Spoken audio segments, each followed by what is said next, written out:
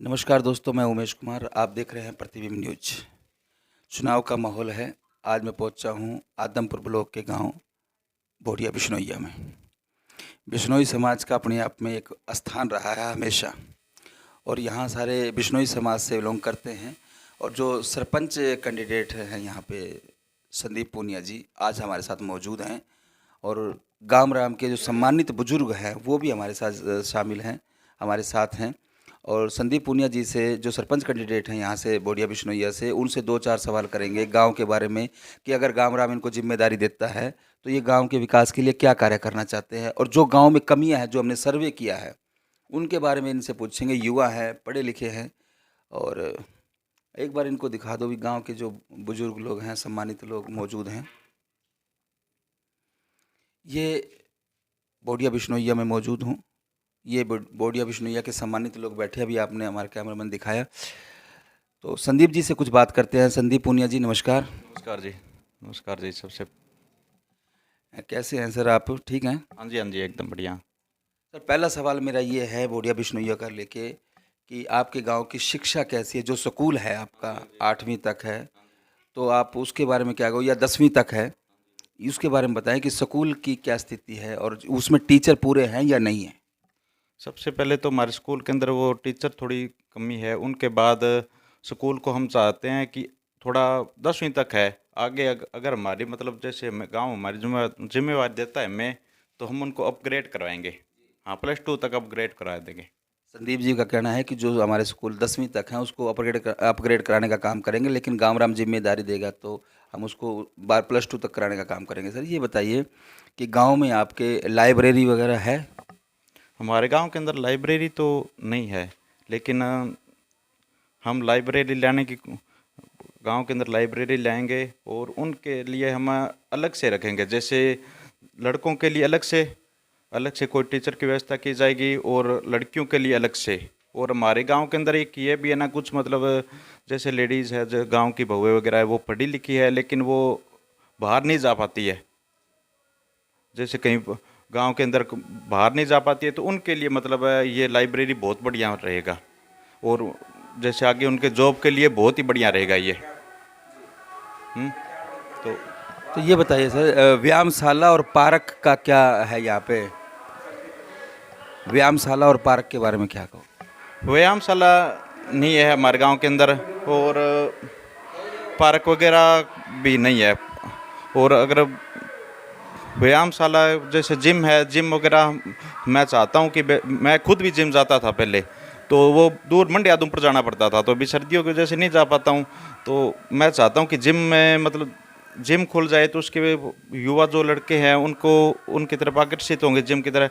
तो वो नशा भी मतलब जैसे थोड़ा बहुत नशा है तो वो मतलब दूर हटेंगे नशा से। बिल्कुल, मैं ये सवाल अब आपसे करना चाहता हूँ। जो हमारे यूथ हैं आज के टाइम में, जो नशे में फंसे हुए हैं, गर्त हैं, दिमक की तरह नशा उनको खा रहा है अंदर से।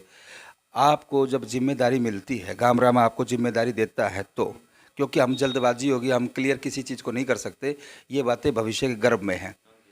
लेकिन जब आपको जिम्मेदारी मिलती है तो जो नशे में फंसे हुए यूथ हैं उनको कैसे समझाने का काम करोगे, और उनको डाइवर्ट करने के लिए क्या व्यवस्थाएं करेंगे?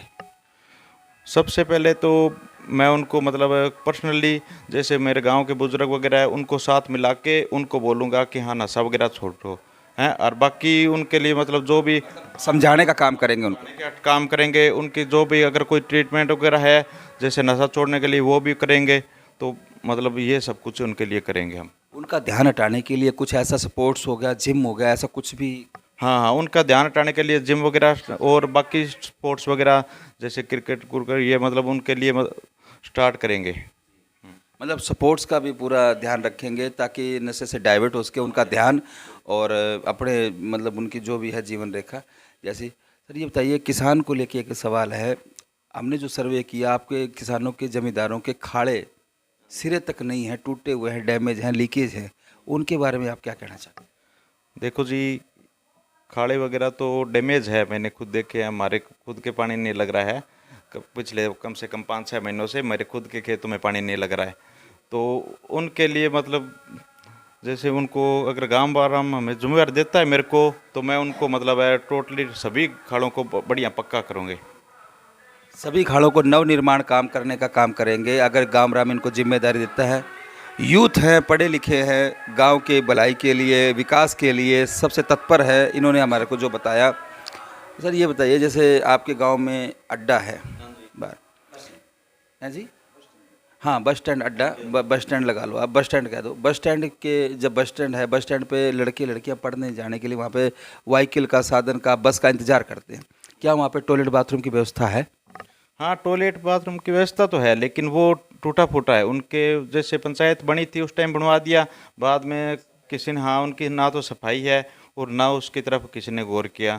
तो उसको मतलब दोबारा से नवनिर्माण करा के और उसको ठीक बढ़िया तरीके से करेंगे हैं। और बाकी बस स्टैंड पे सीसीटीवी वगैरह कैमरा, सीसीटीवी कैमरा लगाएंगे, तो उससे मतलब हर कोई जैसे, हाँ, सेफ्टी होगी। और कोई जैसे व्हीकल वगैरह खड़ा करते हैं तो उनकी कोई चोरी चारी जैसे वो भी रुक जाएगी। हाँ, सीसीटीवी कैमरे कैमरे जो है आपने बताया बस स्टैंड पे लगवाने का काम करेंगे, तो क्या सीसीटीवी कैमरे स्कूलों में नहीं लग सकते, या और भी बहुत ऐसी जगह है जहाँ पे सीसीटीवी कैमरों की ज़रूरत है, वहाँ क्या आपका विचार है? जैसे मैं चाहता हूँ कि मेरे गांव के जितनी भी एंट्री है, मेरे गांव की जितनी भी एंट्री है वहाँ पे मैं सीसीटीवी कैमरा लगाऊं, कि गांव के अंदर जैसे कोई बाहरी कोई कुछ आता है तो उसकी हमें निगरानी हो। और बस ये कुछ मेरा है सिस्टम। बुजुर्गों के लिए पेंशन वगैरह, घर जो डैमेज हो जाते हैं बरसात में, उनका सर्वे करा के उनको मुआवजा दिलाना सरकार से।